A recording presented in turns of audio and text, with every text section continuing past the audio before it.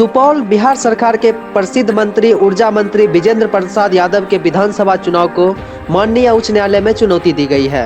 बिहार विधानसभा 2020 के भ्रष्टाचार मुक्त जागरूकता अभियान के आरटीआई कार्यकर्ता निर्दलीय प्रत्याशी अनिल कुमार सिंह ने सूचना अधिकार अधिनियम 2005 के तहत प्राप्त सभी अभिलेखों के आधार पर पटना उच्च न्यायालय के माननीय मुख्य न्यायाधीश के समक्ष चुनाव याचिका दायर कर विजेंद्र प्रसाद यादव के चुनाव को रद्द करने का अनुरोध किया है। पटना उच्च न्यायालय में दायर चुनाव याचिका में उम्मीदवार अनिल कुमार सिंह ने 43 सुपौल विधानसभा के विधायक सह बिहार सरकार के कैबिनेट मंत्री विजेंद्र प्रसाद यादव पर कई गंभीर आरोप लगाते हुए कहा है कि श्री यादव का नामांकन पत्र ही अवैध है। नामांकन समीक्षा के दौरान भी श्री सिंह के द्वारा लिखित आपत्ति दर्ज किया गया था, लेकिन निर्वाची पदाधिकारी सह अनुमंडल पदाधिकारी सुपौल के द्वारा न्याय संगत आदेश पारित नहीं किया गया है। श्री सिंह ने लोक सूचना अधिकार के अधिनियम के तहत विजेंद्र प्रसाद यादव के नामांकन पत्र सहित सभी चुनाव संबंधी अभिलेख निर्वाची पदाधिकारी से प्राप्त किया है। चुनाव याचिका में श्री सिंह ने आरोप लगाया है कि विजेंद्र प्रसाद यादव के द्वारा निर्हित वैध जमानत की राशि जमा नहीं किया गया है, निर्हित प्रपत्र में शपथ पत्र नहीं भरा गया। श्री यादव ने नामांकन पत्र में अपने अपराध के बारे में कॉलम को खाली छोड़ दिया है। श्री यादव का नामांकन पत्र बिहार लोक प्रतिनिधित्व अधिनियम 1951 का उल्लंघन करता है। श्री सिंह ने चुनाव याचिका ने लोक सूचना अधिकार अधिनियम 2005 के तहत प्राप्त सूचना के आलोक में मिली सभी चुनाव अभिलेखों की छाया प्रति चुनाव याचिका में संलग्न कर विजेंद्र प्रसाद यादव के चुनाव को रद्द करने का अनुरोध माननीय मुख्य न्यायाधीश पटना उच्च न्यायालय से किया।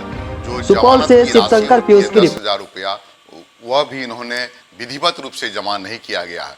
दूसरा, ऊर्जा मंत्री रहते हुए इन पर बिहार सरकार का 5,63,000 बिजली बिल बाकी है और इन्होंने अपने नामांकन पत्र में बकाया नहीं रहने का प्रमाण दिया है। जबकि दूसरी ओर राष्ट्रीय सार्वजनिक मेला समिति के ये अस्थायी सदस्य है पिछले 30 वर्षों से, और उन्होंने उस मेला कमेटी के संबंध में कोई जानकारी नहीं दिया है। सरकार का लाखों रुपया मेला कमेटी पर बचा हुआ, संपत्ति का ब्यौरा भी इन्होंने नहीं दिया है। मैंने समीक्षा के दौरान इनके खिलाफ लिखित आपत्ति दर्ज किया था।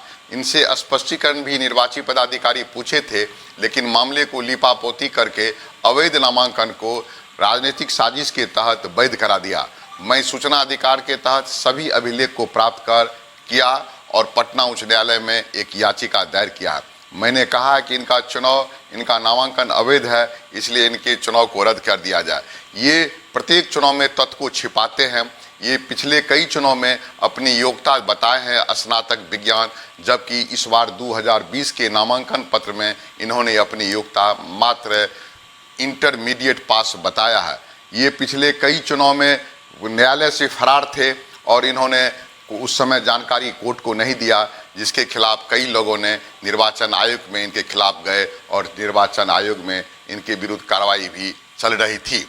लेकिन ये तथ्य को छिपाने में माहिर है। बिहार सरकार के कैबिनेट मंत्री है और अपने प्रभाव में लेकर के, चूंकि सरकारी पदाधिकारी समीक्षा के दौरान इनको नामांकन को अवैध नहीं कर सकते। मैंने इस बार पहली बार पटना उच्च न्यायालय में जा करके इनके द्वारा तमाम तथ्य को छिपाने वाले साक्ष्य को लेकर के मैंने न्यायालय से इनके खिलाफ चुनाव याचिका दर्ज कर इनके चुनाव को रद्द करने का अनुरोध किया है। आपको क्या न्यायालय से क्या उम्मीद है? निश्चित रूप से न्यायालय पर पूर्ण भरोसा है।